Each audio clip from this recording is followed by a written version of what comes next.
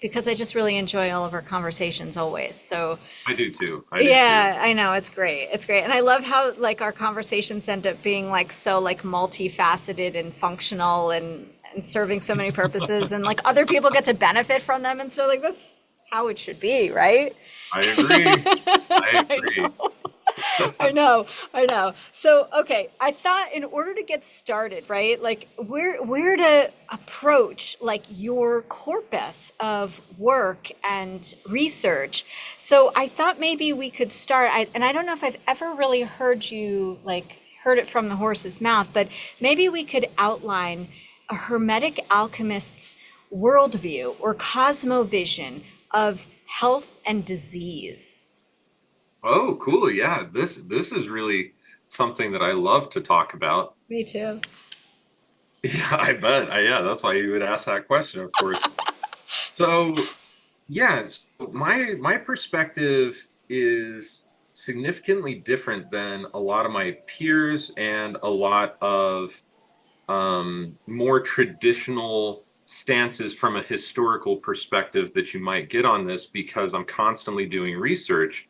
But my health and disease for me really comes down to seven macro causations. And five of those were inspired really heavily by Paracelsus when he wrote that there are five, he called them entia of disease. And that term entia he came up with, ens is the singular version, entia is plural.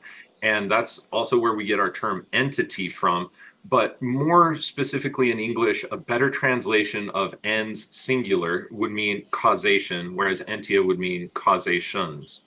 And so he said that there are five entia, five causations of disease. He called these ens astrale, causation of the stars, or literally what it translates to is causation of the stars, but it actually deals with the planets more than the stars, but it's where the planets are at any given particular moment at the time of somebody's birth versus their transits at any given time. So, like, for instance, where the sun is at the time of a person's birth, when it gets to be at a square or in opposition in particular to the natal position of that individual, that creates a geometric antipathy. It's no longer sympathetic to the person's astral body and astral constitution. It creates a strain. And so the aspects of the body, the astral body in particular, that deal with solar energy, like the heart, the Yeah. vitality, the spine, things like that, they tend to be impacted during those times of Enzestrale. And Paracelsus was very vague about what he did to actually correct those, but he did write about it in great detail that Enzestrale was the main cause. And he also said that the medical astrology of his time, which was tropical medical astrology, was completely bunk and that he would quote unquote cast it into the sea of Pilatus. Another way of saying regards. And he was constantly saying to astronomers and astrologers of his age that all you have to do is actually look up at the sky to see that their calculation, their and all of the other charts that they were using were actually clearly off. And that, from the time that you see, Ptolemy and Ptolemy's astrology work being written till Paracelsus's time, there was enough of a discretion that he obviously said that that was off. And now we're another 500 years after Paracelsus' death about, and it's moved even more. So that's where my whole study of astronomology, or what Athen Chimenti, who method calls true sidereal astrology, and it's all based on the fact that the constellations aren't an equal 30 degrees inside of the sky, and that there's a 13th constellation, just a part of it, but the leg of Ophiuchus between Scorpio and Sagittarius dips down into the ecliptic as well, and it's got its own energetics that are unique from both Scorpio and Sagittarius. And so there's like a 13 sign thing with that. So ens astrale is first cause. Second causation, ens naturale. This is where constitutional types of systems and energetic or biocharacteristic types of systems are really useful to know, whether you're studying that from a Greek system, an Ayurvedic system, a Chinese medicine / Taoist system, or other various types of systems, that basically use combinations of hot and cold and moist, similar types of language that exist between them. There are obviously a lot of peculiarities as well in between those, but that really helps a lot because the time of year, the type of foods that people are eating, and the energetics of It's those foods. qualitative. It's qualitative medicine. Exactly. Based on, Very it's five qualitative. element medicine based on qualities, understanding how to balance qualities by applying equal and opposite actions. Exactly. Well, at least Ayurvedic and TCM Chinese. would be Yeah, five elements. But correct. like the Greek system or the The Galenic humo. system, yeah, it ends up having just four humors. But there's still enough crossover between all of those that if you understand just principles of hot and cold, dry and moist, then you can The use alchemical any system polarities. Exactly. precisely. It also deals, Ens Naturale also deals with a couple of other things too, primarily deficiencies of what we would now recognize as like biochemical necessities for human life. So these primarily reduce down to fats, what type of fats that you have, are they essential or non-essential fatty acids? It also deals with minerals. It also deals with what we now consider to be vitamins. It also goes into carbohydrates. And as long as we have the right amount of fats and carbohydrates, vitamins and minerals, then in theory, a lot of the things that make the physical structure actually work and tick, along with those biocharacteristic elements, those things pretty much are the things that comprise ens naturale. And so those are, in a nutshell, that cause of disease. Then Paracelsus was perhaps most well known for, and still honored in modern allopathic medical texts, for coming up with the whole field of toxicology.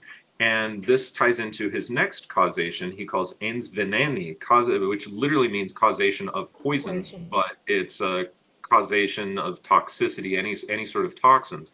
Now, for me, this extends very much so into emotional toxins as well, and incorporates a lot of the ideas of like German New Medicine and biological conflicts and these other things that can be tied into that. But it also very specifically deals with various toxins that you would find, like ricin, heavy metal toxicity, different types of things like that. Xenoestrogens, things like that.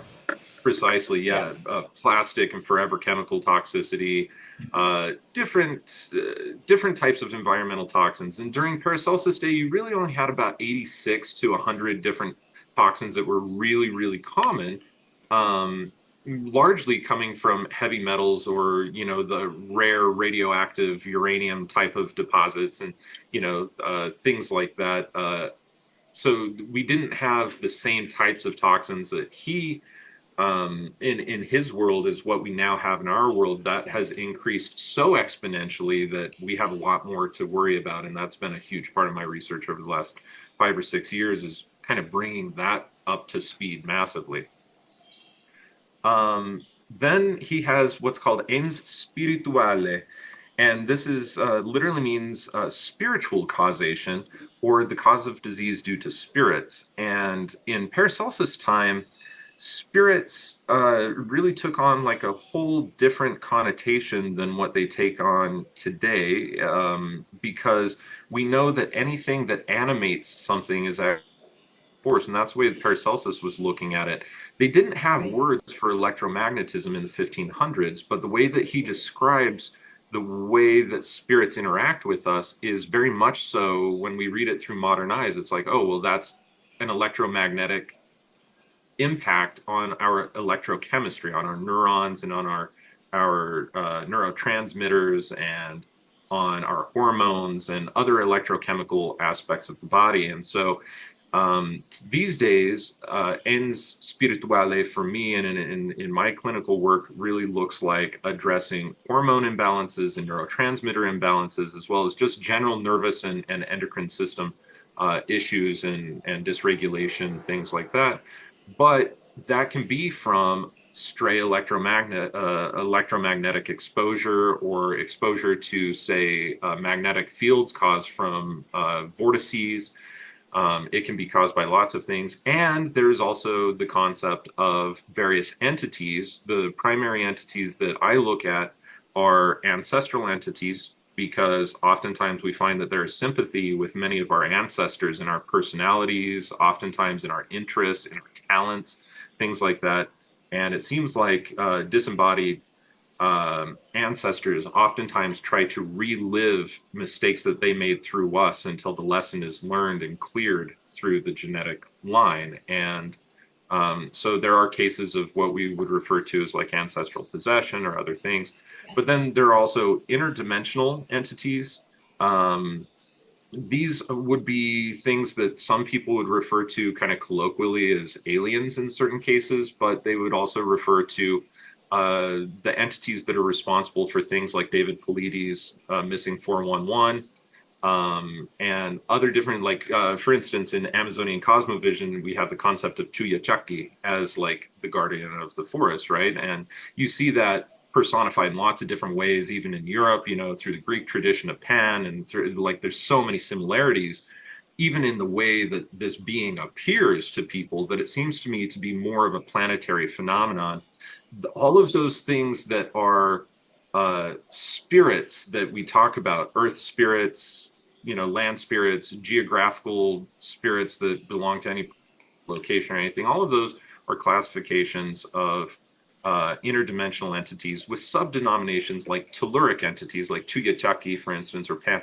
That would be a very much so a telluric entity. It's tied to a very specific location on the earth, and it serves as If I guardian. may, I'd Yeah, connect like a Chuyachaki more like rather to than like Pan, which for me Pan kind of represents like the feral wild aspect of the earth, of the Gaian, the Gaian frequency in her like really wild, undominable expression, as opposed to say like a tree dyad or something like that. there you go. Yes, Yeah.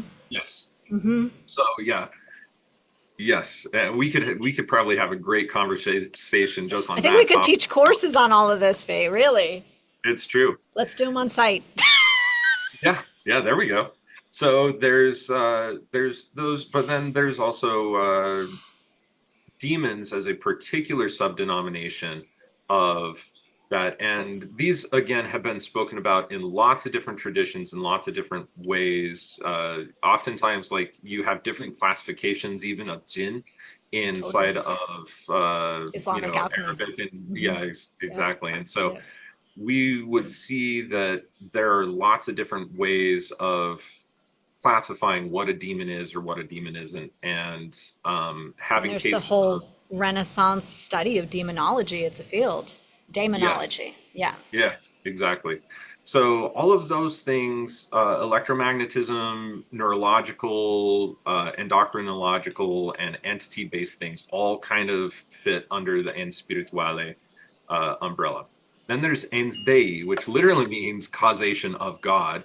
And the way Paracelsus wrote about that was that when we do things that transgress what God knows is our quote unquote God-given purpose, that there is a repercussion for that. And it's not necessarily God punishing you, but if you are It's a breaking, cosmic law. yes, exactly. And the It's a way divine that law. I have taken this, because I'm not personally a monotheist in the same way that Paracelsus was, and he was very, very, very influenced by Catholic notions and Catholic Christian ideas. Whereas I try and take this more non-denominationally and try and figure out what is a more universal principle that applies to everybody, regardless of their faith or background or May I culture. share something with you? Of course, please. So, from a Vedic perspective, what you're talking about, can you tell me the Italian name again? It's Ens Dei. Dei? Dei, dei, Ens yeah, Dei. Okay. Right. So, the word that would come to mind within like the Sanskrit word that would come to mind within like the Vedic cosmology of this concept would be Prajna Parad. I don't know if you've ever come yes, in terms with this. Crimes yes, against the natural wisdom.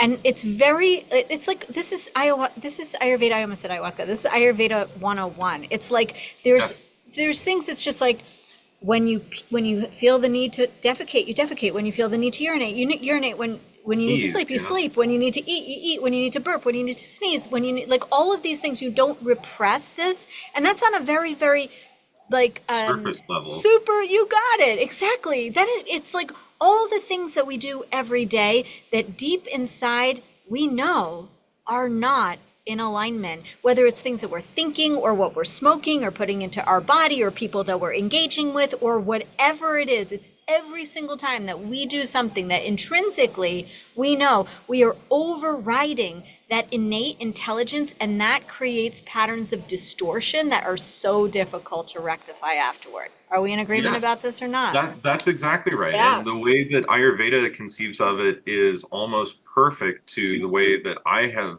through my own independent study, come to look at it. And so when I describe this causation to most modern Americans or those, who grew up in the Disney age, the last three generations of kids or people, is basically it's your own inner Jiminy Cricket. And when you don't listen to your conscience, Love it. your Jiminy Cricket, then that is the main causation of these transgressions that get made. And it's like, if you know that going out is not going to be the right thing to do, but you end up going out, even if you have a great time in spite of yourself and whatever else, there is a transgression against your own inner knowing that ends up creating an antipathy of its own. So, It sounds like what you're talking about is you're talking about what contributes to the fertile terrain that engenders disease.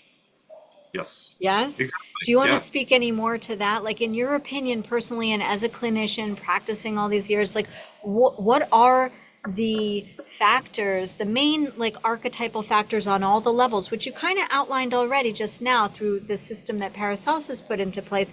But what is it that really ultimately creates a ripe terrain for disease to flourish? Well, I think realistically, it's anything that goes against our natural state of happiness, our natural state of well-being, our flow with the universe, and geometric positioning. I mean, when we go back to Pythagoreanism, everything, he wouldn't allow anybody to study with him, as legend goes, unless they understood music, geometry, and astronomy. And unless they could see those all as the exact same science, as just three different manifestations of the same root. And so for me, I kind of look at things and have seen things the same way. It's like depending on where we're at and where we're at in time, not just in space, but where we're at Yes. in time and other things. Various cycles seem to be a little bit more discordant than others, and that's true as much as it is on the astral level as it is on an interpersonal level. When we talk about triangulation of data coming from one person to another and being passed to another person, a kind of a game of telephone happens where there is a distortion in the information. That same type of triangulation, or that trine, so to speak, is also capable of creating problems on a cosmic level just as much as it is on a personal psychological level for the people receiving that information, and having it be delineated from its source. So it seems like the closer we are to our source, whether that's our own natal position or our own intuition, our own inner state of knowing, our own balance of our own doshas, of course, and constitution, all of those things, those source things, are so critical and so important to us. And part of the beauty, actually, of humanity is in that dynamic dance between health and disease, between it's like really sympathetic energies and very discordant energies. And that's where we really tend to grow and expand and realize how much we really love being close to the source, because it provides us with the things that otherwise we oftentimes take for granted, largely being our well-being. I love that's very well articulated, Phoenix, and it kind of like brings me back to like Hermetic philosophy, which is that we are like fractal reflections, the above below template.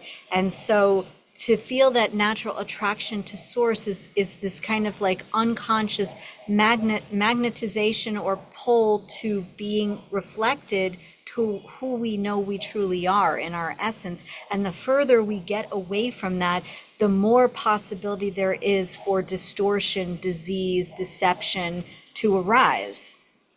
Absolutely. Absolutely.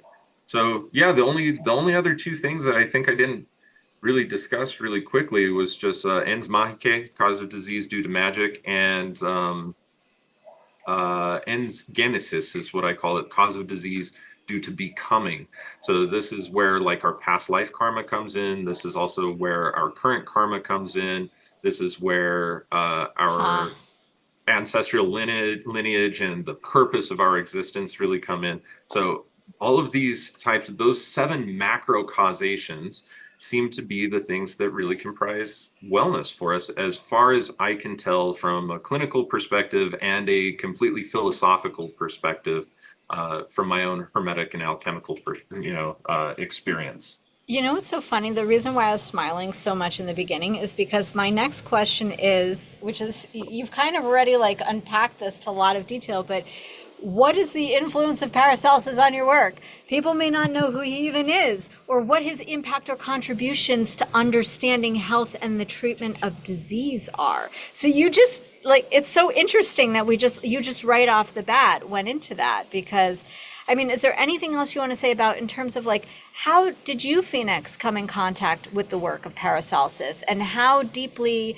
impactful and influential of a figure has he been on yourself and your life and your own personal becoming and the eminence of your own body, your corpus that you've developed at the Phoenix Aurelius Research Academy? Do you want to anything else you want to share Yeah, about Paracelsus? There, I mean, can you imagine there are people that maybe don't really know who he is? So let's, yeah. yeah.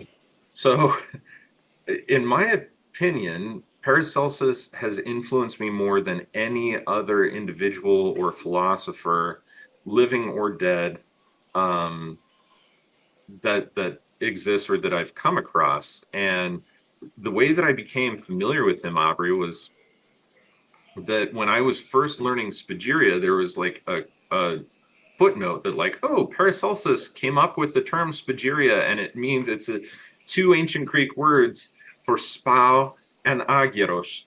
Spao meaning to separate, and agiros meaning to recombine, and it's part of this alchemical philosophy. And he came up with this whole system of spagyrics. But then the way they were teaching spagyrics were so vastly different than what Paracelsus was teaching during his time in the 1530s that eventually I started reading Paracelsian literature and being like, this is totally different, actually. Like, they have kept some of the philosophies and some of the terminology, but they have changed so much. And unfortunately, by the time I was being taught Spagyria, they were showing that it was the intro to alchemy, and they called it herbal alchemy at best. And it was this very denigrated form, whereas Paracelsus used the term Spagyria as the medicinal art form of alchemy and said that I alchemy is love actually that. a prerequisite of practicing Spagyria.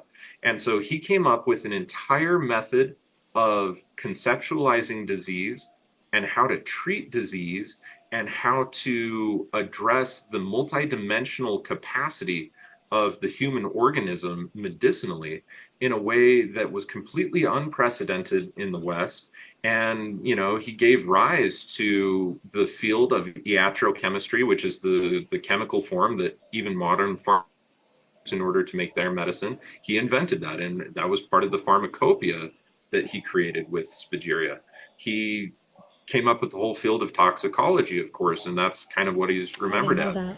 He showed astronomy, and that astronomy was different. And if you just even on something as simple as Wikipedia now, and you look up, Paracelsus, you'll find that first of all he had many names, and he called himself Paracelsus. That was not a given name.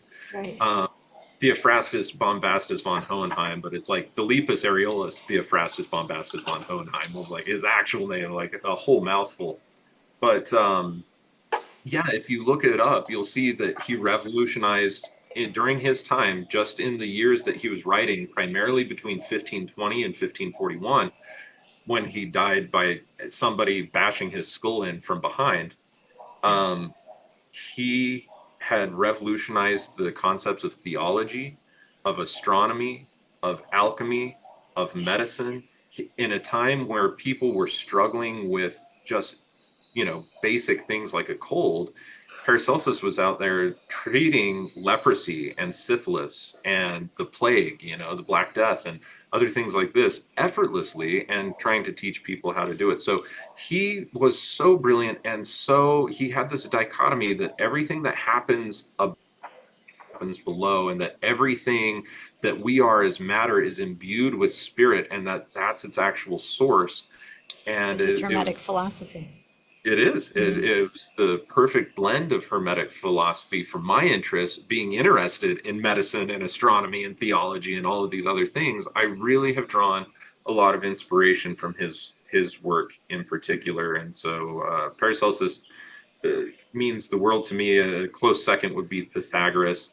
Those two sources have been enormously influential in the way that I look at things. That's interesting. That actually, Phoenix, you're like a step ahead. I love it. So that was my next question was about, which I'm not surprised. Are there any other Hermetic alchemist philosophers or other systems Eastern medicine, for example? We talked TCM and Ayurveda briefly, and Unani, Greek medicine, that have impacted your work and your perspectives and why and how. So can you share a little bit, for example, about Pythagoras and because he's also an individual that I feel deeply indebted to. And I think a lot of us, that are working within different veins of Hermetic philosophy, obviously, I mean, like the school of thought that has emanated and that is living and continues to adapt and expand upon itself it's so vast, and it is like a substratum to all the different arts and sciences that civilization is based on, and what allows us to like consider ourselves like and possibly consider ourselves an advanced species. It comes Yeah. from individuals such as these. So I'd love to hear more about like how does Pythagoras influence you, in what way exactly? Yeah, well, initially when I was learning about Pythagoras as a young kid, I mean outside of geometry class where you learn, a squared plus b squared equals c squared type of thing, introduction to Pythagoras, of course, and I thought, wow, this ancient Greek guy like trying to calculate triangles for, and then, going deeper into it, it's like, oh, he was actually a student of the Egyptian mysteries of the time, and he wrote pretty Nice. freely. He traveled to Egypt and wrote pretty freely on the things that he was capable of picking up. Now, of course, we know that Egyptian pharaohs and the priest class, they were heavily, heavily, heavily amused by the Greeks at their simplicity. And they would ask questions that these, Egyptian priests would just like be like, wow, I can't believe that that's the question you asked. Like, of all the things I told you, you're like starting at the bottom wrong. And so they were pretty amused at like how innocent their knowledge was. But Yeah. Pythagoras comes to Egypt and he learns about the triangulation of, well, triangulation just in In general, and how to general. be calculate that. But then through that, how to be able to calculate circumference of the earth, how to perform navigation, how to do all of these things that give you access to basic engineering, Yeah. even, Yeah. that is so critical for staying in touch with the divine. When we talk about the divine, for things, this is an abstract concept and it needs to be explored somewhat mathematically in order for us to wrap our minds around it, or to be able to like calculate or understand it in any significant way that is not just purely religious. If we have any sort of Yes. quantification to what the divine is, it's oftentimes mathematical. And so Pythagoras has this, and he understands proportions, specifically when he talks about music, proportions of string length, and when we hit a string, what makes a new note, and where the variations of different note systems are, and what that music looks like. And then all of those proportions of ratios are also translated to geometric proportions between planetary or what we've referred to as heavenly The bodies at that spheres. time. Yeah, exactly. Music of the spheres. And so he kind of tied everything in from a perspective of practical mathematics via geometry and ratios, and music, which is this other, when we talk about our human experience, one of the things I like to run all my students through is what can we experience in our language and in our daily experience that is very, very concrete. So like, you know, bottle, very concrete. The word corresponds one to one with something I can touch. You know, card, I have that right there. That's very tangible. But then we move up and we talk about mother, let's say. Mother is now a little bit more abstract because everybody has a mother. There's not just one example of it right in front of you. So it's a little bit more abstract. But then we talk about music. Music, you can't hand me a handful of music. You can hand me a handful of written notation, but you can't hand me music. It's partially ephemeral. And then, of course, up above beyond music, then we have things like the concept of justice, right? It's very abstract that you can't hand me justice. You can't even point to an example of justice very easily because it's so subjective. But music, even though it is partially subjective, it is very objective and it has a very ephemeral quality. And so, not Paracelsus, sorry, Pythagoras was able to point all of these things out and make sense of them in such a quantitative way. And he also had some really interesting, of course, he didn't write anything down. So for me, this was very similar to my own spiritual pathway of like Celtic mysticism and Druidry, where we are left to consider the notions that maybe have survived through oral legends and were Yes. maybe written down later or by students of his, but we don't ever have anything from the horse's mouth. But I mean, the guy was picks well into his 60s and 70-year-old. Yeah, I mean, that's amazing because they were not short on extraordinary athletes in ancient Greece.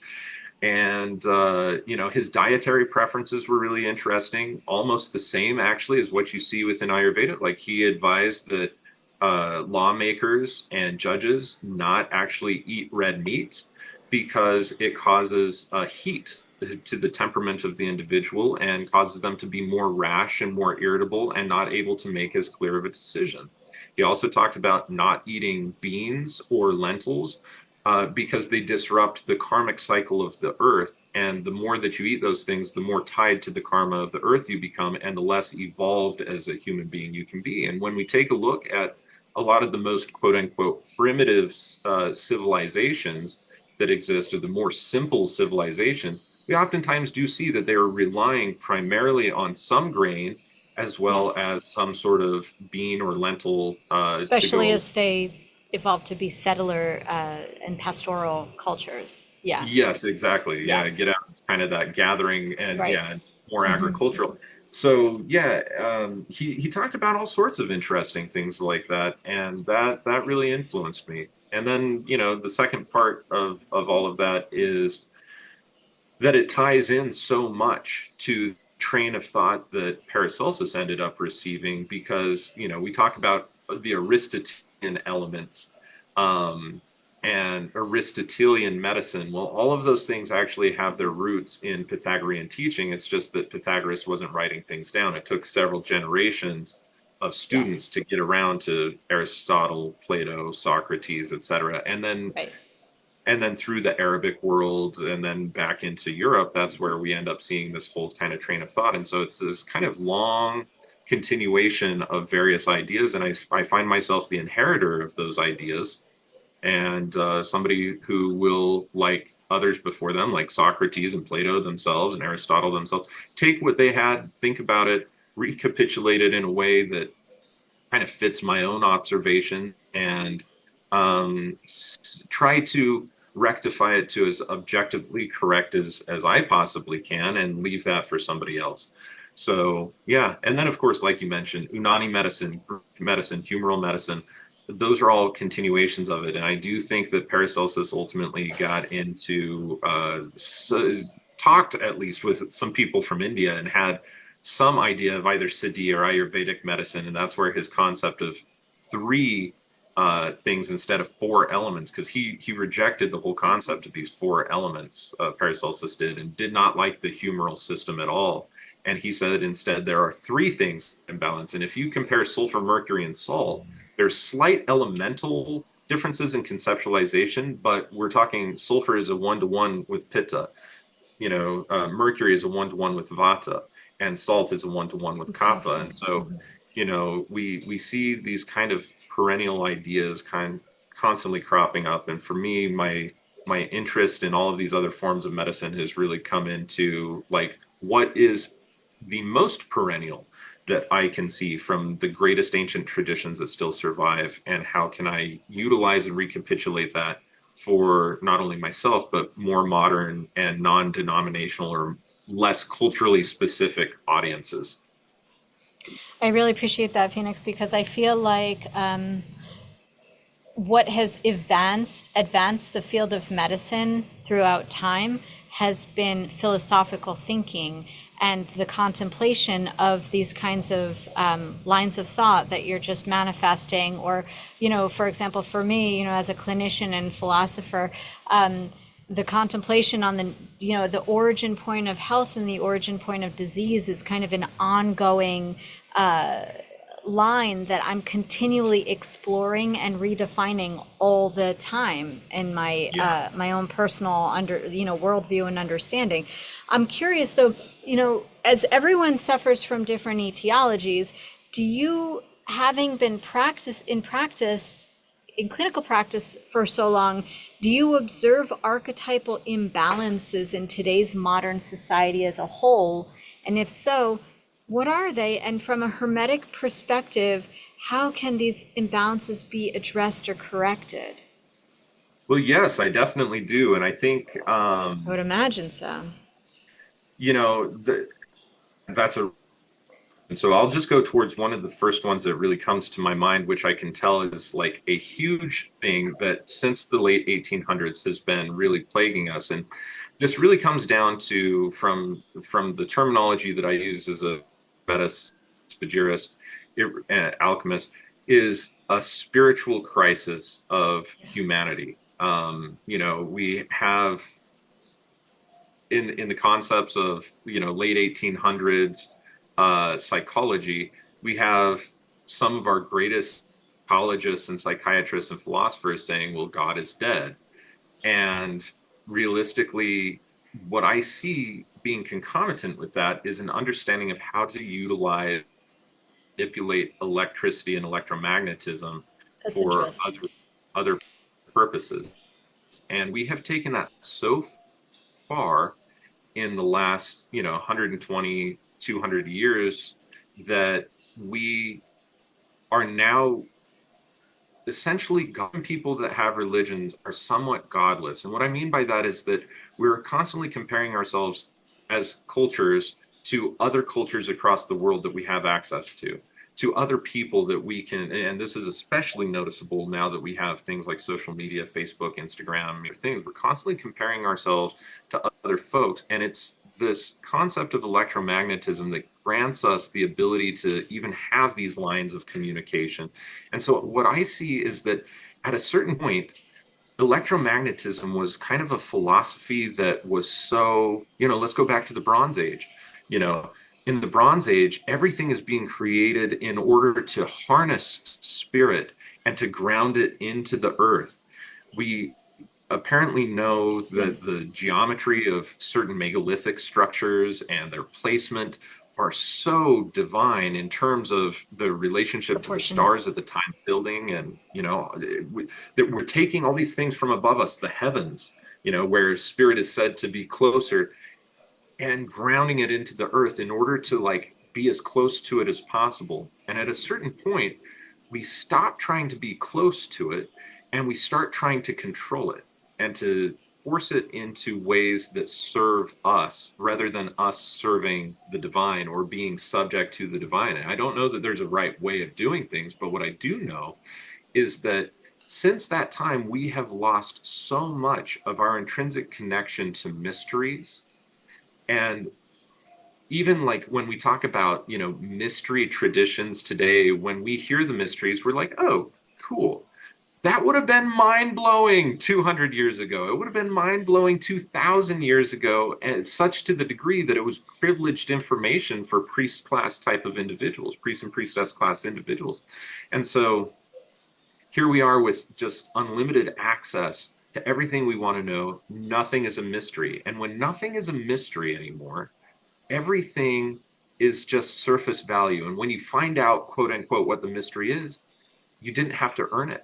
And so you don't philosophize about it. You don't understand its application. You don't understand any of these things. And in that way, we have, for lack of a better term, kind of become godless individuals and self-serving individuals where we have lost so much of our intrinsic divine capacity to understand these beautiful mysteries and how they shape and influence us, and the weight, the gravitas, so to speak, of those realizations are lost on most people these days. And so There's no for, penetration.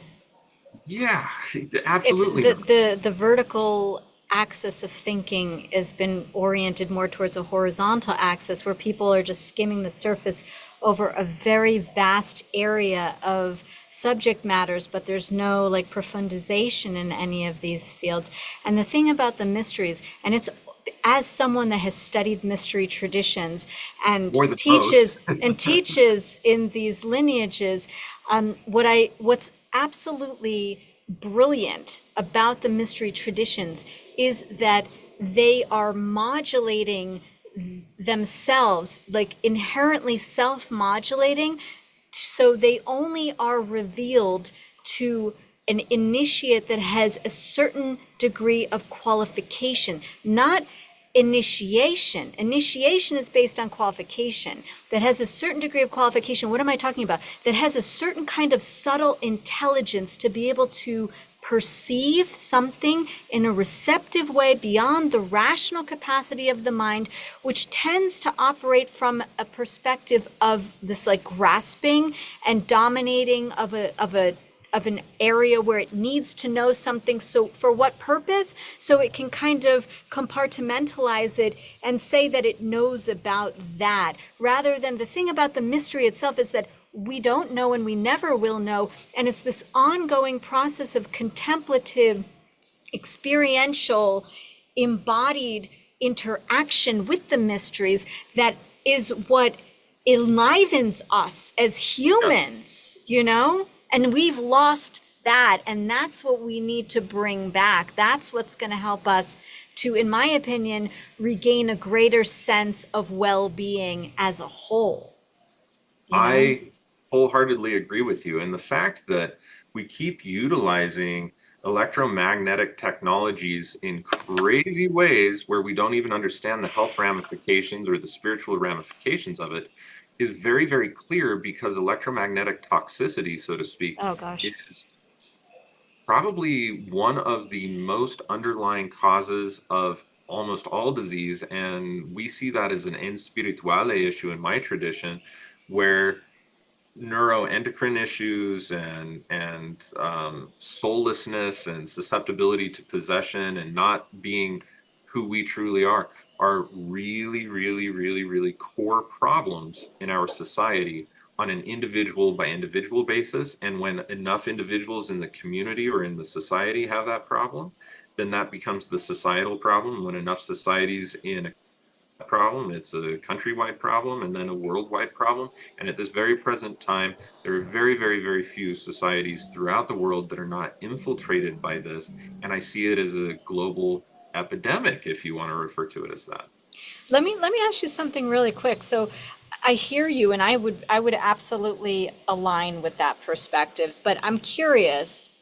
So from an, as we both know, from an allopathic or conventional orthodox, like the current system of medicine as it's practiced on planet Earth today, is very compartmentalized and doesn't consider connection between things that are like different systems, which is why you go to specialists to, because people don't consider the connection between, say, like, the gut brain. Well, now there are certain things in integrative medicine that are coming to the forefront, such as like the gut brain axis and the connection between these two, whereas that's very recent in terms of coming back to considering the connection between various supposedly unrelated, say, like systems. But I'm curious, Phoenix, like, do you feel that there's any connection or correlation between what allopathic medicine would consider vastly different disease epidemics, such as, say, cancer and like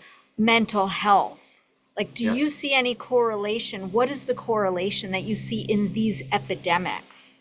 Oh yeah. Well, for me, of course, everything is connected, and that's kind of the Totally. perspective I see it from. And I'm also, as a scientist, I love the way Philip Callahan talked about this in saying that the world needs more generalists because he Agreed. I agree 100% with that.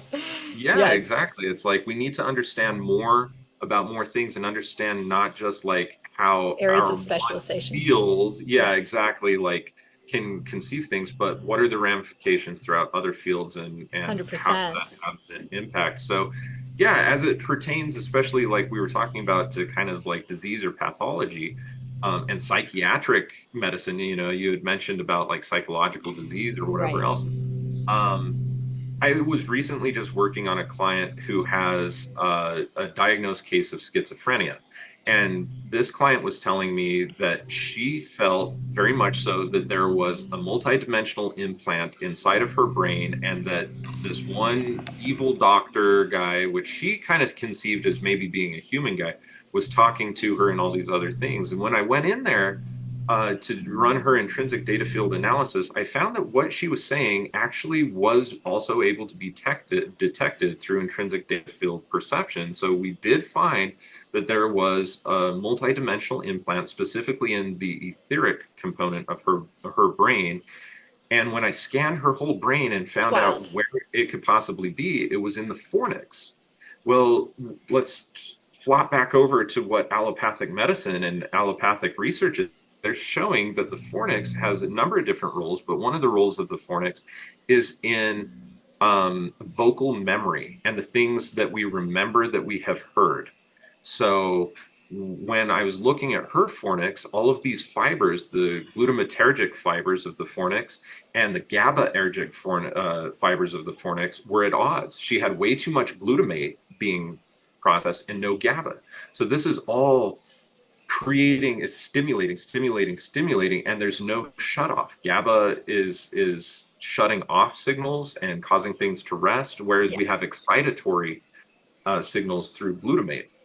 And so I'm only able to understand that, like, okay, the spiritual perspective of entities, particularly demons, putting in this thing inside of the fornix is a big deal, because that's where this etheric implant is. So if you go in for an MRI, they're going to say there's no implant in your fornix, but maybe the fibers there aren't looking so great, and they're going to reduce it down to a very physiological issue. Then we take a look at this spiritual issue and clear that up, and then the fornix was able to heal exceptionally fast. But then I was able to go into the genes and find out that there's a particular gene known as C4 gene, and they're finding with research that C4 genes actually end up causing problems that are related to psychiatric conditions in the fornix, and create a proclivity for diseases like schizophrenia and body dysmorphia and a couple of other different types of conditions. And that largely has to do with our present and past life karma, not just our, it's like an epigenetic response to the innate potential of our genes themselves. It's not just like the genes have some strange polymorphism or mutation and now you're guaranteed to have schizophrenia. That's not the way genes work. Right. And in fact, if it was, she would have displayed schizophrenia from the time she was very young. This didn't Right. happen until 2019, where she was already in her 40s. For me, it's all about trying to find the behaviors, the actions, the mindset, the belief systems, the other things that change these epigenetic conditions to mutate the DNA to create the space for the fornix to be off, that draw in the entities that. So for me, That create the conditions for these kinds of diseases, the confluence of factors for this to come together, for this expression to take place. Yes, exactly. So it's like 100%. a kind of a bit of a multidimensional terrain, Yeah. if for lack of a Very better term. fascinating. Yes, I agree. So that's the So, way I would talk about how it's all kind of interrelated. so how, Phoenix, like as a clinician practicing in this way, what kind of advice can you give to an individual? Because obviously, the formula of why the confluence of factors comes together to create the terrain for disease to ripen and manifest itself is going to be very unique and individual, like a snowflake, right? So, Yes, if yes. that's the case, then there has to be a formula to undo that or to remedy or remediate that. Now, what kind of advice or like how can an individual begin to unpack that code and uncover the formula to undo an etiology that has taken place that involves a multiplicity of levels from the most causal to the most dense, which is the grossest level is the last level of expression. So what is it that someone can begin to, how can someone begin to start thinking about themselves and what they're experiencing that can help them to perhaps tap into that formula? That's a brilliant question. Probably the most useful. Um, Within my tradition, Paracelsus always talked about the inner healer and that we should only ever contact an external healer or have anybody ever look at us, diagnose us, etc., when your own inner healer is completely exhausted of all of its knowledge and all of its own Love that. understanding, understanding, and that's when we go to somebody else. And sadly, what has happened is that in our very pervasive allopathic kind of society, that when something happens, we take other people's opinions about what they have been trained to understand and through the lens that they've been trained to understand, and we supplant our own inner knowing about something with their opinion. And their opinion, as Wonderful. educated as it may be, oftentimes does not have all of the answers. Whereas I have found, and my clients have found, that if they can create spaciousness and distance from the external world that is saying you should do this, this is this, this is this, the internet telling you, oh, this problem corresponds to this thing, all the other shit. If they can create spaciousness and distance from that and create the environment to where their own intuition, their own inner standing, their own inner healer will be able to advise them, they will begin to Yes. realize that there is a very Brilliant. simple way out of almost every different condition, and it doesn't require Love handling this. the full scope, the full spectrum of conditions that they have, because very usually all of these things happen because of a simple root cause. And if we can just listen deeply enough to address that root cause that is very apparent when we're quiet and with ourselves, then oftentimes all of those other things begin to make their way out of the system and no longer express as an etiology. You express that beautifully, and I absolutely am in complete alignment with that perspective, Phoenix. It's funny, just recently, someone, just to illustrate to the audience what, like an example of what you're talking about, because you're really talking from kind of a macro, holistic, philosophic perspective. So, what's an example of someone listening to someone outside of their own innate wisdom or intuition? Just recently, someone, as you know, with the birth work that I've done over time, I get a lot of inquiries from people, and somebody has been kind of struggling in their postpartum period that I know. And she said to me that the doctors recommended to her that the baby eats every 2 hours. And that she's like, well, is it an issue if the baby is hungry before 2 hours? And for me, it was so fascinating that someone would listen to the advice of, I'm sorry, men, tell them about what they're like. For example, when you have a baby and the baby is hungry and the baby cries, the breast swells up and begins to produce milk. And so you don't need a third party to tell you what kind of clock you should be on. The feeding Yes, schedule is absolutely innate, just like everything in nature is, because we are not separate from that, right? yes. Ah, so perfect. Oh, I love this. So let's talk a little bit about remedies, right? So like Okay. we were real macro.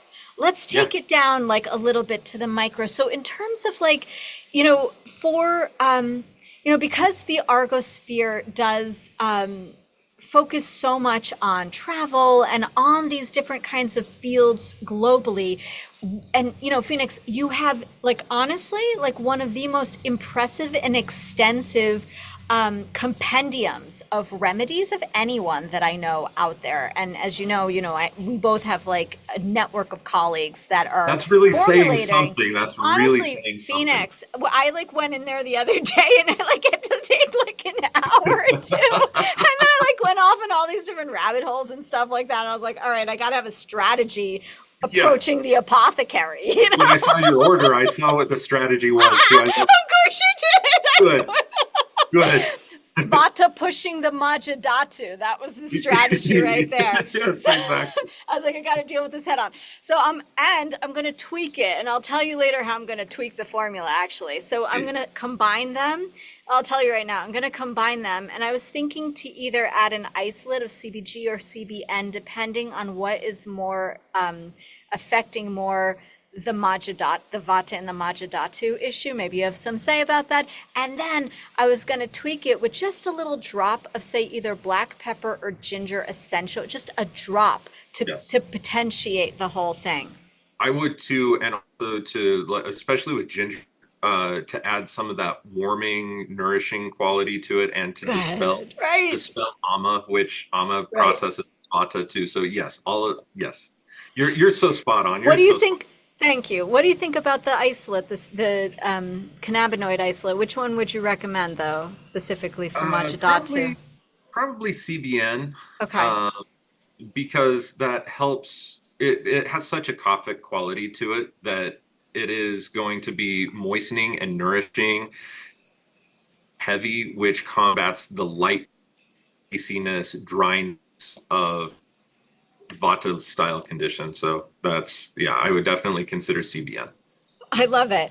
I'm so glad I asked. So in terms of like, can we just say like, can we put a kit together right now of some of your spagyrics that if people were interested, they could say like, put a little travel kit. And the thing about your spagyrics is, first of all, they are liquid based, and as a botanical medicine formulator for decade and a half, for me using liquids is really, for me, it's one of the most bioavailable mediums just because of the water content of the human body and of the tissues. It's more bioavailable, and especially because of the alcohol, it absorbs so quickly into the bloodstream, and then basically you're dealing with the botanical molecular intelligence in the bloodstream, with a very little Yeah, residue. And then the salts to kind of potentiate all of that and just like activate all of that. So yeah, yeah, so these are small in terms of format. You're dealing with small size bottles and you're dealing with potentiated versions of plants because we didn't really get too much into what spagyrics are.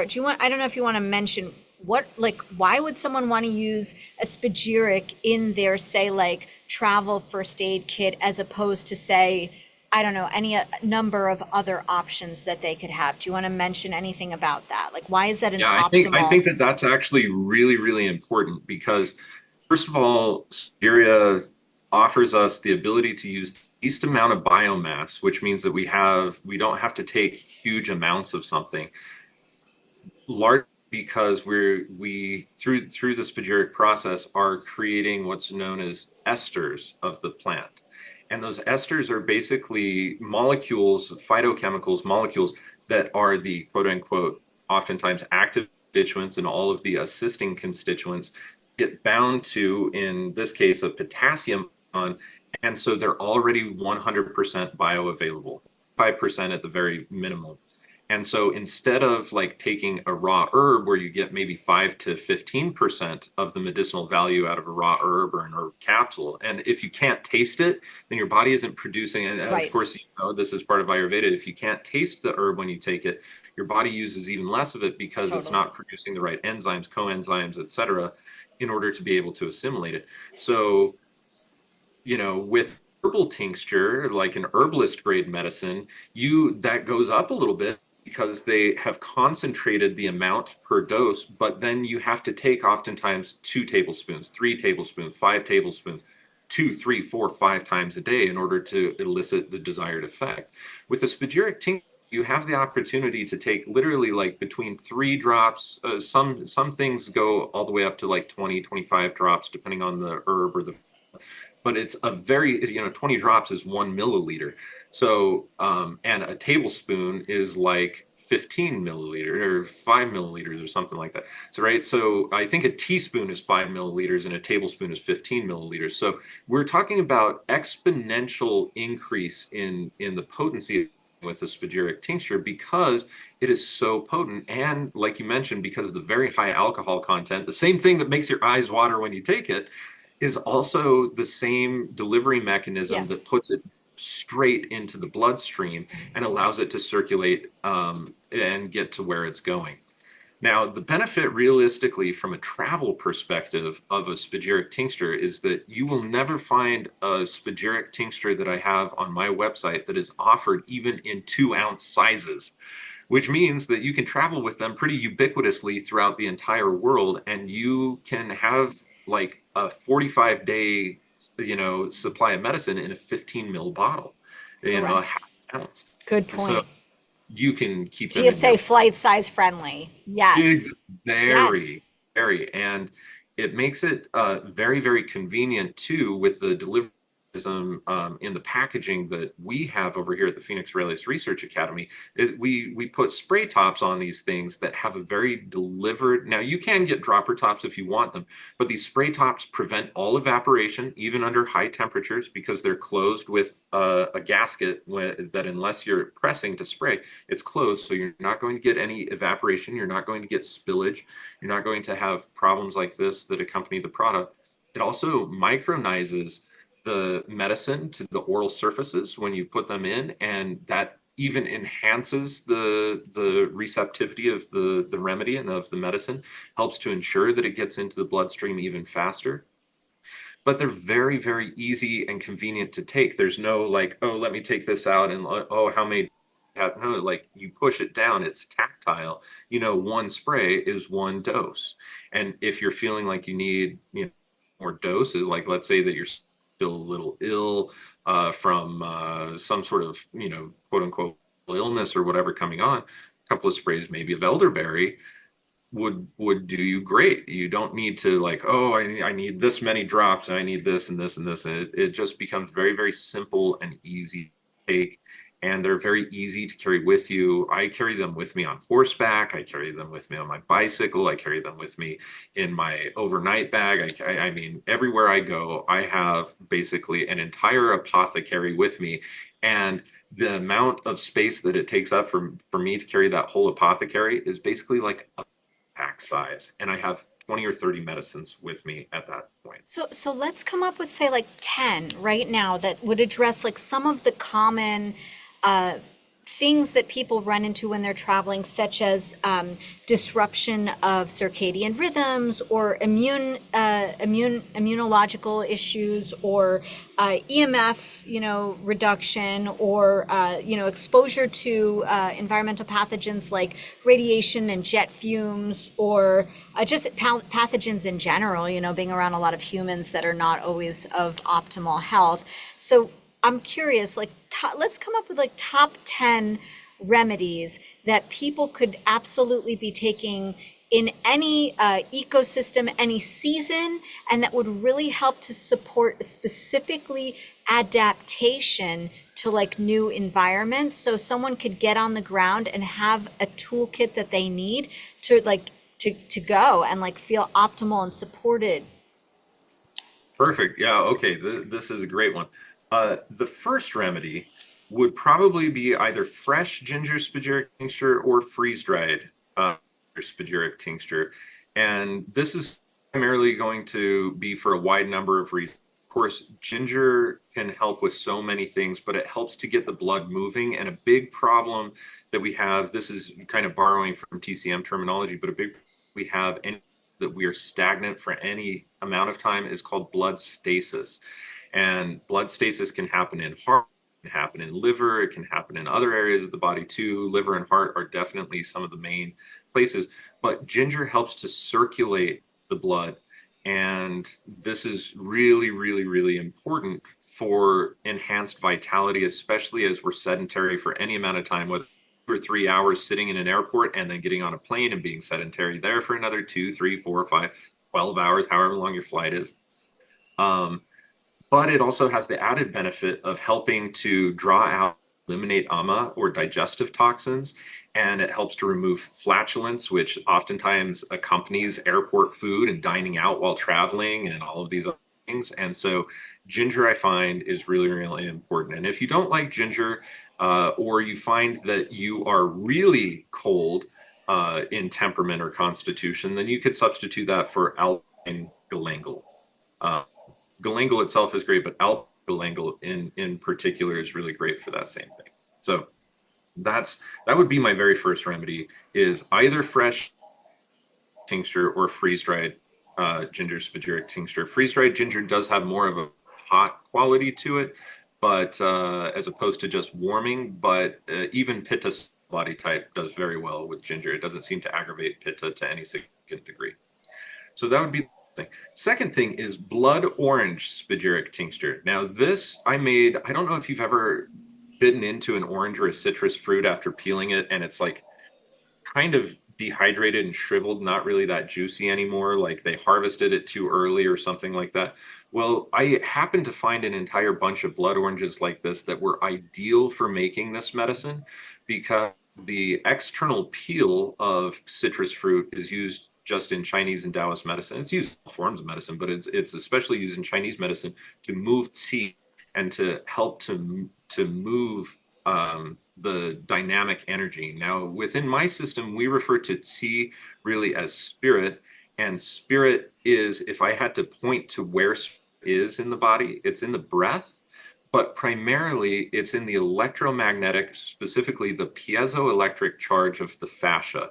And the fascia surround all of the organs and all of the muscles and all of these things. And so when we talk about like needling or acupuncture or acupressure or even marma therapy within the concept of Ayurveda, oftentimes what we're doing is creating spots and palpations, movements, sweep strokes, etc., that help to restore the health of that piezoelectric charge from the crystalline fluid network inside of the fascia.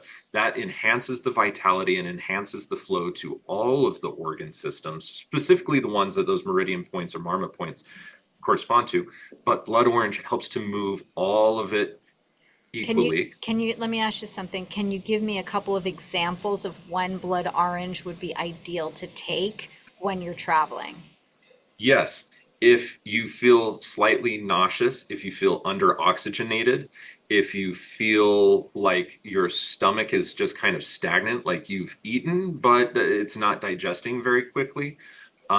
If you are feeling low vitality, or if somebody says, "Hey, do you want to go down to the pool?" and you say, "No, I'd rather just sit here and relax," even though your whole point of getting to said destination was to engage in these types of activities, go and hang around the pool, the beach, whatever the case is, right? Um, Blood orange definitely helps to increase the zest, just like, Love we're it. using the zest of primarily, we end up using um, of concept, that type of medicine, to help to increase our internal best for life as well. And so blood oil is excellent for that. And this comes from one of my CM teachers, Dr. Jin Nyong.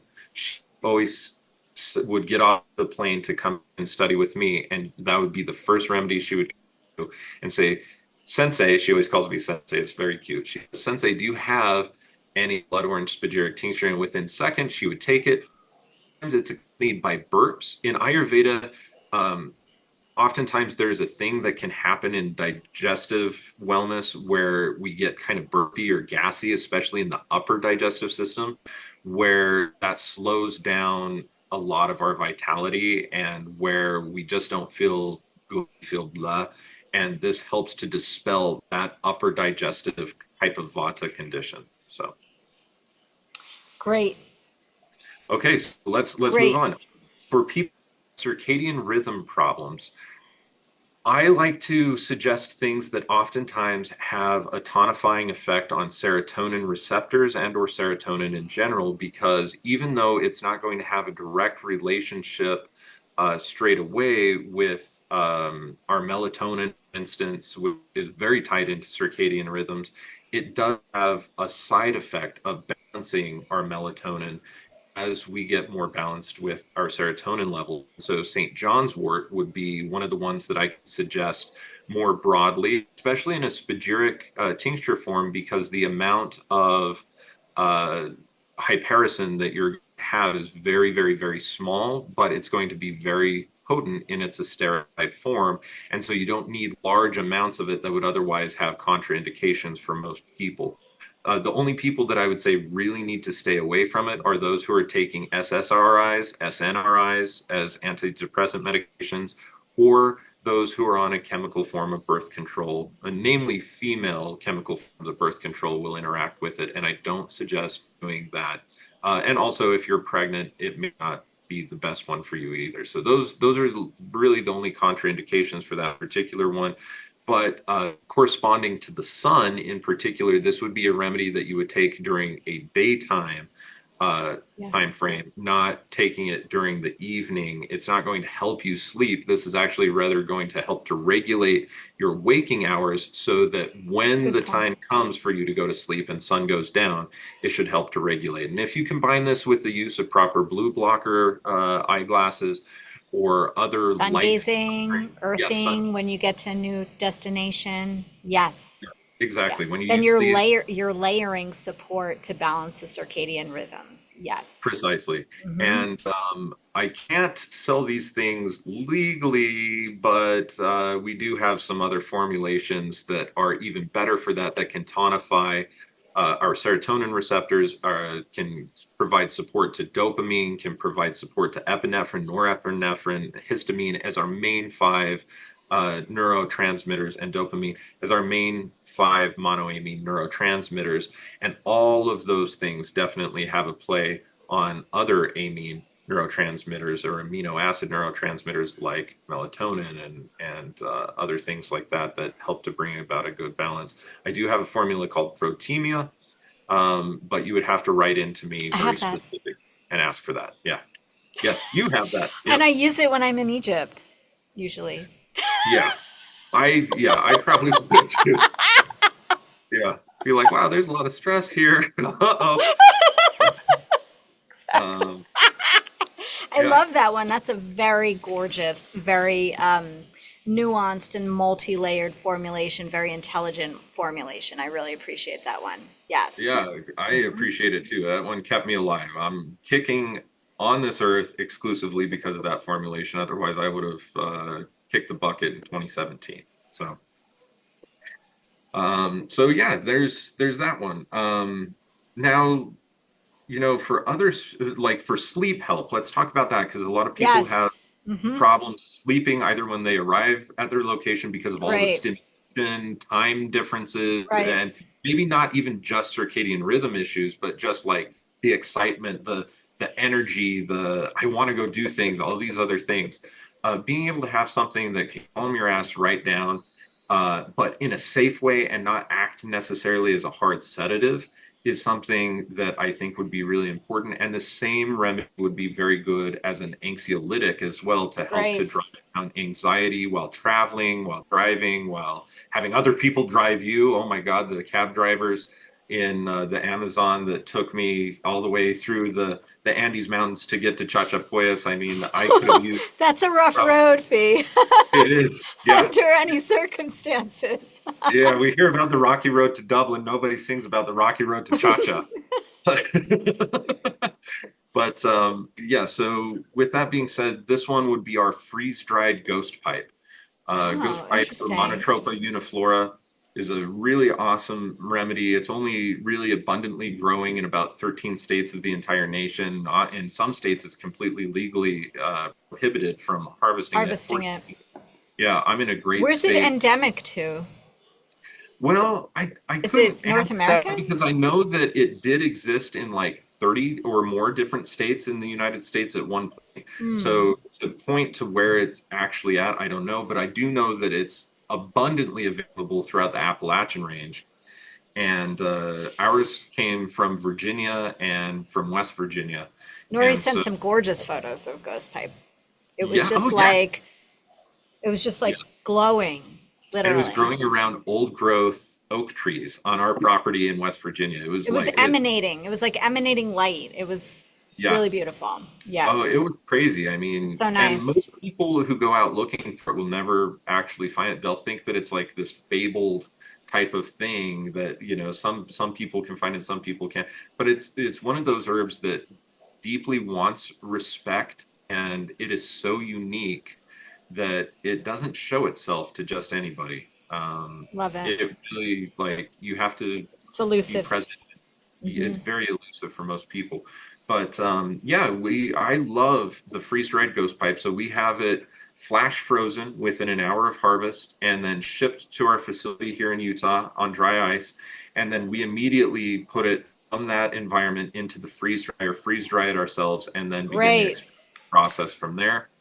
And so, full time in our place in West Virginia, then it will go Be straight from, fresh. yeah, straight So from there, cool. straight into the freeze dryer. But we have found That's that amazing. I think we still do have some actual fresh uh, uh, ghost pipe as well. The fresh problems with Spagyria poses a problem in Because of that the water content. because of the water content, in Yeah. that it has a bit of a shelf life on it, Yeah. and it's also not quite as potent. The more water that is It's in the it's a time product, sensitive thing because it's you're getting the prana of the yes, plant, which that's the ultimate medicine is the prana. So if you can harvest something and then turn it into medicine and use it immediately, you just get all that's it. It's just like that's yeah, why we wild harvest and we eat off the land and things like that. There's no better nutrition than the prana of the land through whatever the medium is that you're consuming. But yeah, yes, you're right. It does have that contraindication about limited shelf life because of the water content. Yeah. exactly. Yeah, it Yeah. oxidizes because there's People need oxygen in to there. understand the pros and cons about this, and that, for example, if you were to release like a fresh spagyric, something that was a spagyric made that was from fresh material, that they understand that it's like time is now and there's a value on that because then they're able to capitalize on the prana of it. Exactly. Yeah. So there's about a 2 to 3 year shelf life on it. A year long is ideal, but it's still a decent grade of medicine for three or so years after it's made. But so the freeze dried, though, is an excellent alternative to that, and we find that it's actually significantly more potent because, as it pertains to spagyric tinctures, a greater amount of esterification can happen with the least amount of water. So if we Yes. just have Yes. alcohol as the extraction medium, and we have all of the organic acids and terpenes and other things that are found inside of the plant, when they combine with the potassium purified salts from that plant, they end up creating a great amount of esterification, which results in a very small amount of medicine being necessary as opposed to a larger amount. And so any fresh Makes tincture, perfect sense to me, uh, Phoenix, actually. I mean, water's it's dilutionary, it's going to yes, dilute. So if you're freeze drying it, you're not changing the chemical composition, you're just taking out all of the water. So all you got is the constituents, the active constituents to work with. yep. Yes. Yep, So love yeah, it. Pros and and cons. Yeah. this one is great too, especially like if you're traveling, say, to a festival, to a party, to a dance, especially anywhere where there's going to be any amount of substance use or abuse, because Ghost Pipe also has this beautiful energy where it's able to throw out the energy of other plant or chemical substances, spirits, and be able to like close the door behind them and say, it's time for you to go. Party's over, time for you to go. And I have seen so many cases where people will be like, say, on ecstasy or acid or other things, and they're having a hell of a hard time. That's my first go to. for any medicine, regardless of what it is, whether we're talking about San Pedro or ayahuasca or whatever else, I can safely administer ghost pipe, and it helps to throw out the plant spirit and say, party's over, and to help to bring the person back to a healthy state so that there isn't an astral body glow that is so strong that it's going to overrun the astral circuitry for much longer, because that's oftentimes what ends up happening. Your astral body is glowing so bright for so long that you're basically a beacon for other entities, and you're a beacon for all sorts of crazy shit that can happen. That's oftentimes what brings on the bad trip or the bad experience that sometimes people can have. Ghost pipe helps with that, but it's also in dose, it's a great anxiolytic. In a larger dose, it can be used as a sedative. Either way, it almost always helps somebody to calm down, to sleep really well, to sleep soundly, and into those deep states of REM sleep, which are going to be nourishing, so that even if the amount of hours you have are limited, the quality of the sleep will be ideal. So, It's excellent. yeah, so Yeah, I freeze mean, ray. yeah, I've never even tried it, but now that we've talked about it a little bit, I feel like I need to. And I've seen the photos, and the photos really, the being the deva of the plant of the fungus. I shouldn't say plant. The deva of Well, the. it's such a weird thing. It's not really a fungus either. It's not a fungus. It It's looks a like a plant, but fungus. it doesn't photosynthesize. It works with fungal networks and mycelial networks to draw all of energy and all of its nutrients from Oh, that's the fascinating. roots of trees that it grows around. Oh, that's And so fascinating. Yeah. yeah, so primarily it grows around, well, there's two different Wow. types. There's ghost pipe itself, Monotropa uniflora, and that grows primarily around oaks and maybe a few other hardwoods, but it special preference for oaks, and the more old growth trees that you have in the area, the more population you will see of that Monotropa. There is another form which is called by a lot of things in different areas, but it's pink and it's called Dutchman's pipe, and Oh, it right. has almost a wintergreen type of smell to it. And the reason is that it grows off of the roots of birch trees in particular. Right. And so we carry both of those. Ghost pipe and Dutchman's pipe are both in our apothecary, and they're both freeze dried as the form that I would suggest to most people. So what else? How else if you had to like if your life depended on like you grabbing like 5 to 10 remedies and like feeling like you just had to pick those that were going to help you to adapt and thrive, no matter what adventure you were on, like what else would you throw in your little pouch and head out the door? I would definitely do one of the things I take just about anywhere with me is either Oregon grape spagyric tincture or golden seal. We have them both in the apothecary. Good. Um, that seems to be really good for a wide number of reasons. I use them topically anytime that I hurt Right. myself or get cuts, abrasions, other things from environment. Antiseptic, Yep, exactly. antifungal, antiviral, antibiotic. Exactly. And so those are really good.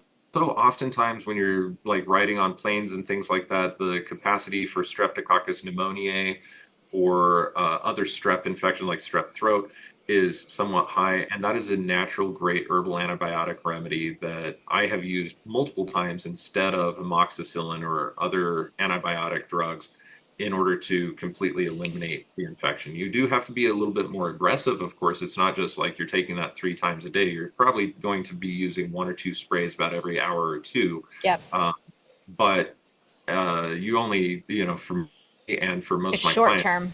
it's short term. It's only like Yep. 3 days instead of 3 pills a day of amoxicillin for a week long. So it becomes a much shorter necessity. So yeah, that's a big one. Elderberry Yep. as another one. Elderberry is so critically important to fighting off tons of different diseases that we would now refer to as being viral. And you take them at the very first onset of the symptom, and you system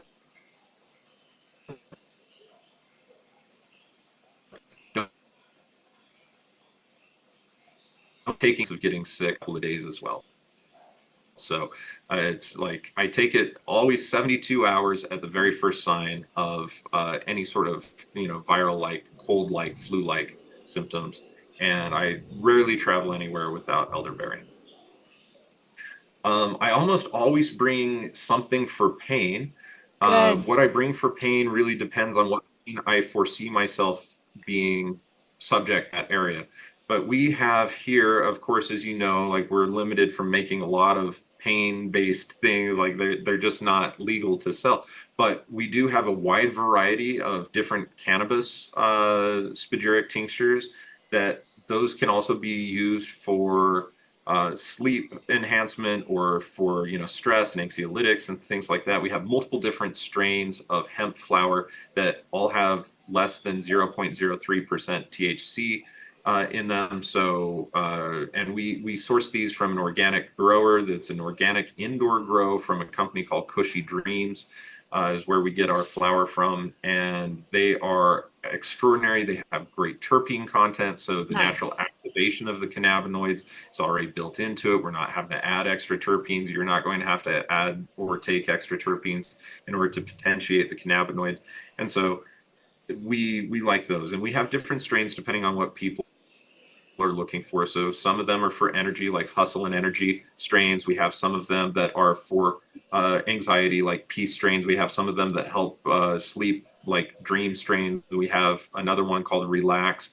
And all of these basically are going to be really good for pain to some degree, but especially those indica dominant ones, which would be peace, uh, dream, and relax strains would be the ones that are probably the best for also dealing with pain. But What they, about for, sorry to oh, interrupt you. no worries. I was also just going to say we also have kratom spagyric tincture, and Right. that one can really help with like severe back pain, scoliosis, structural pain, rheumatism type of things.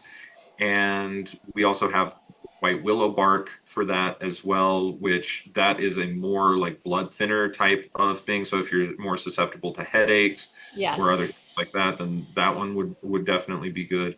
And I'm sure there's a couple of other types of things. Just go to the search bar on my website and type in pain and see what comes up, and that will help.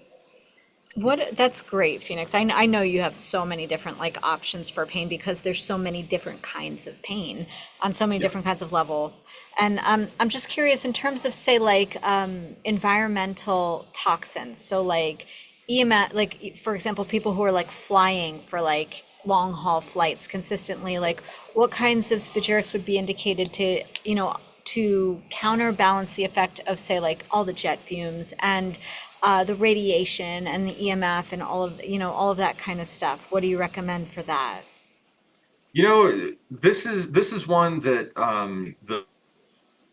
the tree communicated with me about this. I haven't found any studies about it. I don't know if it's just me and the people that I tell about this that have good results with it, or whether other people are going to have great results. But I like to use white oak bark to help with that. Now, white oak bark does have some blood thinning capacity to it, and it's very rich in tannins, so it's very bitter. And also, as a result of that, you don't need very much. Um, but it seems to me like, well, what we know from biocharacteristic things is that bitter things help to extinguish heat. They help to extinguish fire. They help to cool things down. And to a certain degree, they also help to dry things out if there's too Correct. much moisture. So astringent Absolutely. things, especially dry things, but bitter has both this cooling You and got it. this kind of astringent effect to it. Right. So with that being said, when I take a look at people who are exposed for long periods of time to EMFs, that to me is an off type expression of the fire element and this extra heat that's Yes. inside of it. 100%. And Yeah. so when we take things just in general that are bitter, they can help to cool down that quality of heat. But Good. here's the thing why we like to use oak bark in general is that oaks themselves attract lightning, and they direct that lightning into the ground I love how without you any think. significant damage to the tree, and they ground it out and they provide it to the mycelium in the soil and to the microbes as a form of energy to enhance the Oh, vitality and prevent to create a resistance towards pestilence and disease. And so Brilliant. I for love how me, you're thinking. I the love how you're applying this. This is really very in alignment with how I would apply a remedy as well. Absolutely. Yes. yeah, it's like energetics, it manifests, what it does in nature, its ecological role. Yes. All of these Yes. things have kind of informed my perspective on that. And so white oak bark is one of those go-to. Plus, it does, like I said, it has all of these tannins in it, and so it light thinning effect, just like white willow bark does, Right. Right. which helps to move blood. And the more that your blood can actually move, Anticoagulant typically the less. Yes, exactly, because electromagnetic stress causes our cells, especially our blood cells, to to coagulate. constrict, And yes, and so this can help to create expand and spaciousness. So from dilate. as many angles as I can kind of think about it, that one would be like the one that I would suggest So first. we're at 9 right now. So I was actually going to say, well, we didn't talk about like the respiratory system, but let's just kind of round it out like this. If there was one more remedy that was so multifaceted that you absolutely needed to have in your pocket going on whatever unknown adventure, what would it be?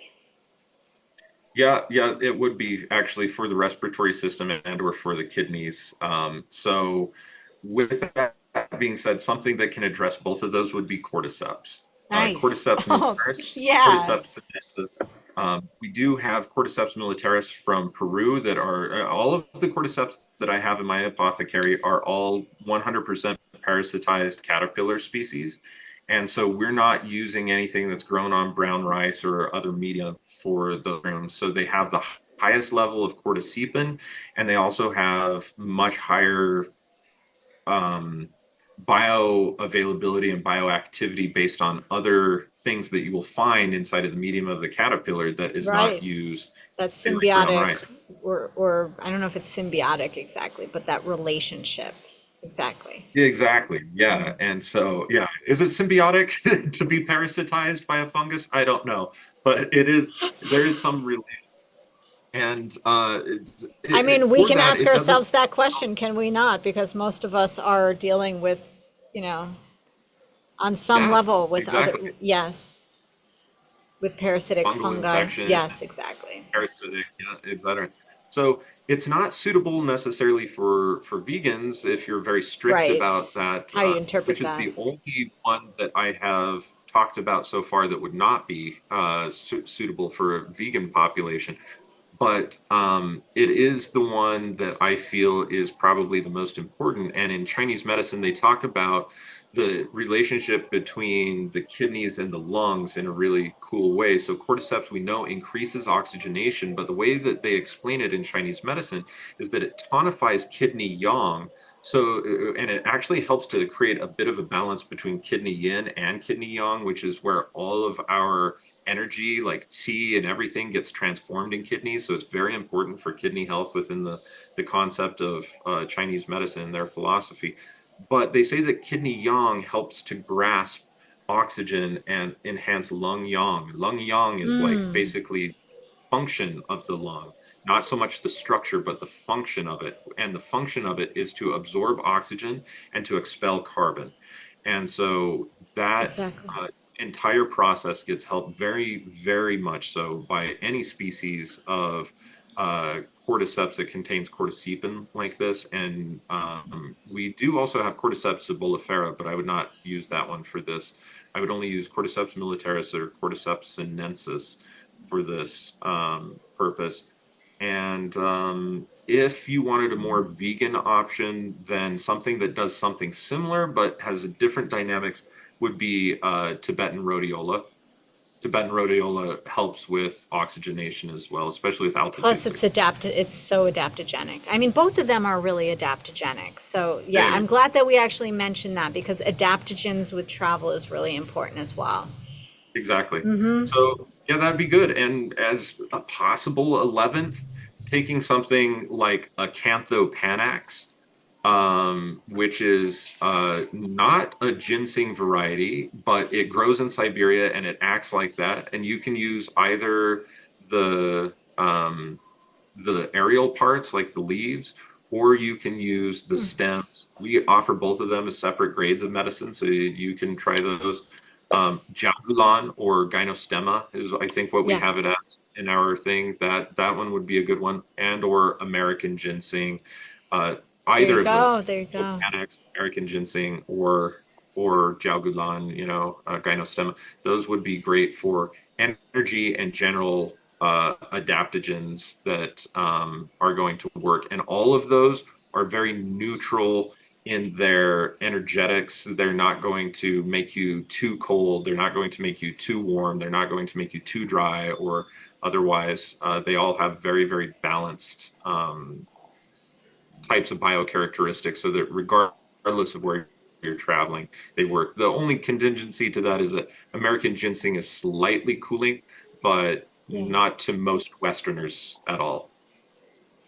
Phoenix, I like the number 11. I think that's a really good way to like round out a kit. And like just for, you know, for for people who may not be familiar with like the formatting of your spagyrics, I mean, 11 of these spagyrics, which are covering, as people just now are understanding, covering a massive range and are extremely versatile and multifaceted in their applications.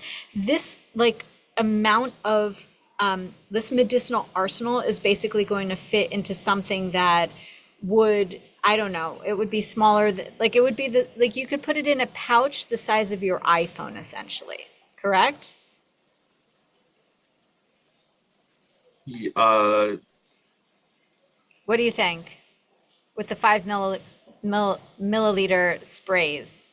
Like how big are we talking for like these 11, like what kind of bundle size are you talking?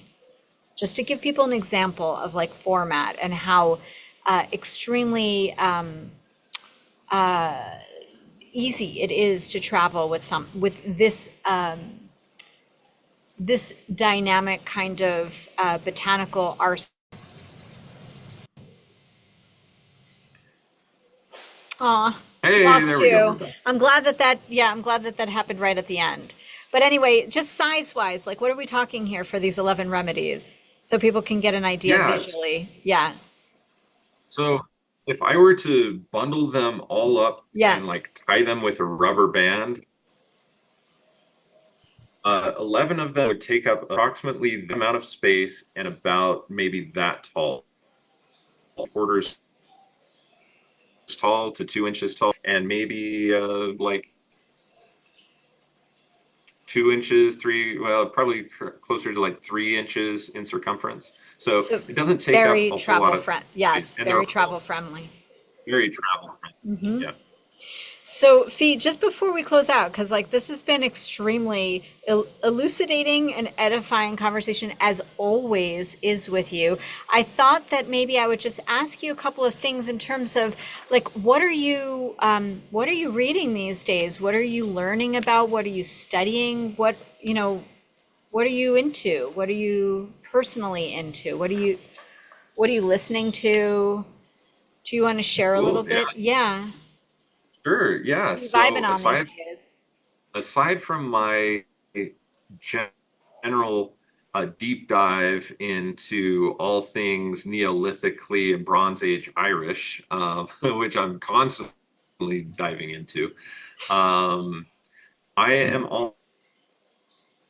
also really diving deep into the tenets of German New Medicine lately and performing a lot of intrinsic data field programming so that I can look at things from this German New Medicine perspective, particularly when it comes to cysts, tumors, neoplasms, other things like that, but other things too, and realizing a lot of the neuroemotional links and what they would refer to as biological crises, and determining whether something is in uh, uh, we call this conflict active phase, or whether it's in conflict resolution phase or in the healing phase, and being able to kind of determine where things are at there and approaching every cyst, tumor, neoplasm, and other issues that might arise, like bacterial infections, et cetera, as the enemy and something to get rid of. I am instead learning to approach this as part of the healing process and to be able to provide herbs that's and remedies and tunings, whatever else, that are able to support the natural healing process to expedite things as opposed to trying to hinder the process because Yes. the bacteria or fungi or tumor has an adverse effect of its own. And so that's one of the bigger things that I think I've been diving into lately. One of the more interesting things, and of course, it's been on my periphery, and I've known about tenets of it for a long time. But I'm really getting into the nitty gritty of it now and using it from a clinical perspective. So Phoenix, thank you. I really appreciate your time. And as always, this is not just vague. I mean, there's just so much information that somebody is able to take with from speaking with you. And so thank you so much for sharing your wealth of experience